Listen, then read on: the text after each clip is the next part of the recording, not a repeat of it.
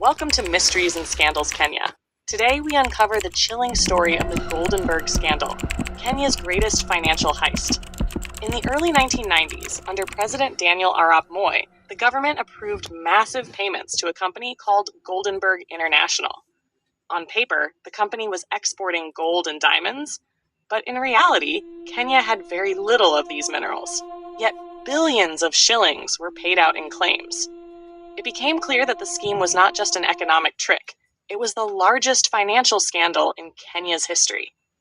If you enjoy stories that expose the hidden truths of our nation, don't forget to like, share, and subscribe. Goldenberg International was run by businessman Kamlesh Patni and his partner James Kenyotu, who at the time was the head of Kenya's Special Branch Intelligence Unit. They convinced the government to reward exporters with a 35% bonus on foreign currency earned. But the exports were fake. According to later investigations, Kenya lost more than 158 billion shillings. Think about that, for money that never should have left the treasury. For more stories like this, make sure you like, share, and subscribe. When President Mwai Kibaki came into power in 2003, he set up the Judicial Commission of Inquiry into the Goldenberg affair. This was chaired by Justice Samuel Bosira, and it became popularly known as the Bosire Commission. The commission summoned powerful figures, Vice President George Saitoti, former central bank governor Eric Kotut, and other senior officials. Businessman Patni himself was at the center of the hearings. The public followed closely, hoping at last to see justice. If you want to keep following these incredible true stories, please like, share, and subscribe. Courtrooms soon became the battlegrounds. On the 11th of November 2004, the High Court at Milimani Law Courts heard the case of Republic V's Judicial Commission of Inquiry into the Goldenberg affair and others. Judges led by Milton Stephen Asike Makandia examined whether the inquiry itself had acted fairly. Earlier, on the 9th of April 2003, the Court of Appeal in Nairobi heard Judicial Commission of Inquiry v's Job Kalachi, raising serious concerns of bias and jurisdiction. These dates marked Kenya's attempt to untangle a web of corruption in broad daylight.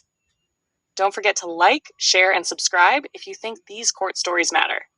By 2006, the High Court began striking out parts of the Bosire report.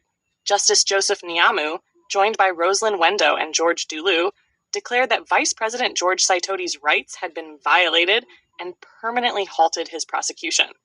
That same year, Eric Kotut, the former central bank governor, was cleared by another bench, which found the report flawed. The wheels of justice seemed to grind, but for many Kenyans, it felt as though powerful individuals were slipping through the cracks. For more insights into Kenya's untold scandals, please like, share, and subscribe. Kamlesh Patni's day in court stretched on for years. He faced charges of conspiring to defraud the government of billions. But in 2013, Justice Joseph Mbalu Mutava in the High Court brought everything to an end. On the 20th of March that year, the judge ruled that Patni's rights had been violated by endless delays, and the magistrate's court under Chief Magistrate Waweru Kiari struck out the criminal case. After decades, the man seen as the mastermind walked free. Justice delayed had become justice denied. If you're still with me, take a moment to like, share, and subscribe. The Bosire report, released on 3rd of February 2006, had even suggested that President Moi be investigated, but prosecutions failed. Evidence was challenged, and the courts themselves questioned the fairness of the inquiry. For many, the Goldenberg saga proved how corruption could penetrate the highest levels of government and still evade true accountability. Like, share, and subscribe if you believe Kenya must learn from this painful history. The Goldenberg scandal remains a